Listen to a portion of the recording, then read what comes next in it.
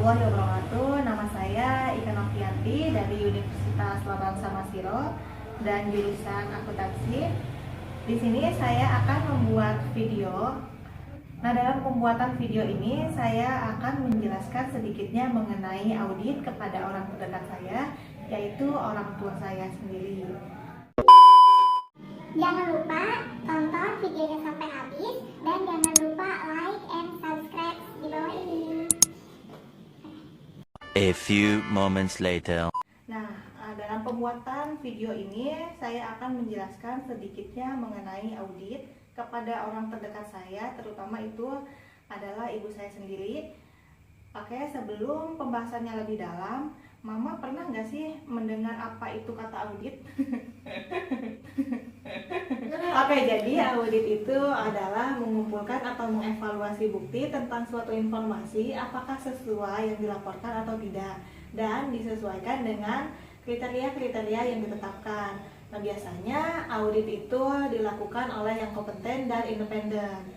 Artinya, yang kompeten itu adalah yang memiliki pengetahuan dan keterampilan di bidang tersebut. Biasanya dilihat dari sertifikat maupun ijazahnya. Dan independen adalah bebas dari konflik kepentingan, sehingga keputusan yang dibuat oleh audit itu bersifat netral dan apa adanya, tidak dilebihi dan tidak dikurangi.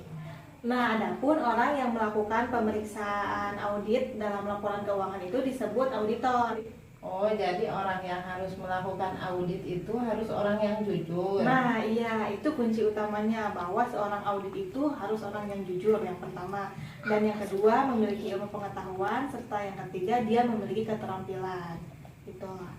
Nah, lanjut ya, Maya. Jadi, auditor itu sebenarnya ada dua jenis. Ada auditor internal dan ada auditor eksternal. Nah, yang dimaksud dengan auditor internal itu yaitu auditor yang ada di perusahaan. Contohnya seperti divisi perusahaan. Nah, adapun inspektorat dan jenderal itu biasanya yang memeriksa laporan keuangan di pemerintahan. Berbeda dengan auditor eksternal. Kalau auditor eksternal itu auditor yang ada di luar perusahaan atau organisasi, contohnya seperti di kantor akuntan publik dan badan pemeriksaan keuangan atau BPK.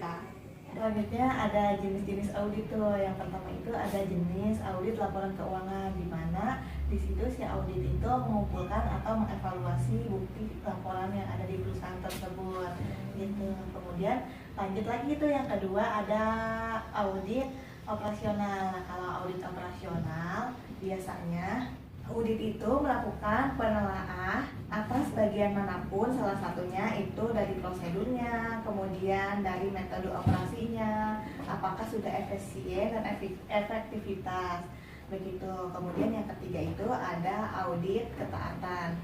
Nah, kalau audit ketaatan, biasanya kalau audit ketaatan itu dia audit yang mempertimbangkan prosedur atau aturan yang berlaku di perusahaan itu sudah sesuai dengan prinsip atau kriteria-kriteria yang berlaku seperti itu.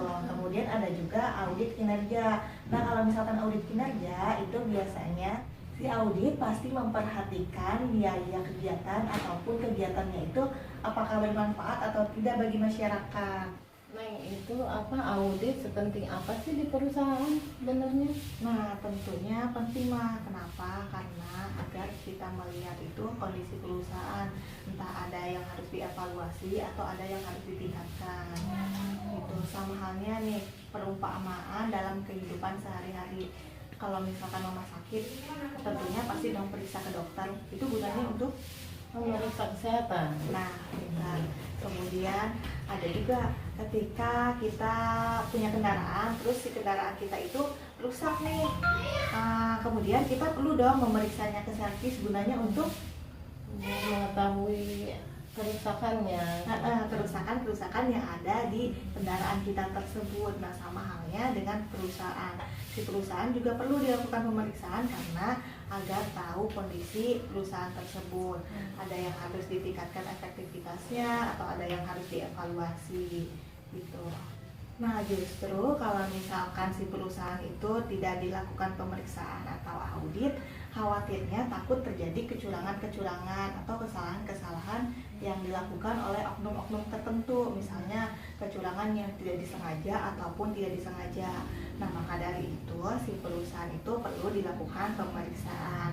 Dan yang melakukan audit itu tidak boleh berpihak kepada siapapun. Begitu, dia harus jujur, kemudian dia harus memiliki ilmu pengetahuan yang banyak, kemudian harus yang kompeten. Pokoknya si audit itu tidak boleh berpihak ke siapapun. Nah, jadi mungkin hanya seperti itu aja ya Maya, sedikitnya materi mengenai audit yang bisa Ika sampaikan ke Mama. Nanti kita lebih banyak belajar lagi. Nah, mungkin terima kasih atas waktunya Mama sudah menyempatkan.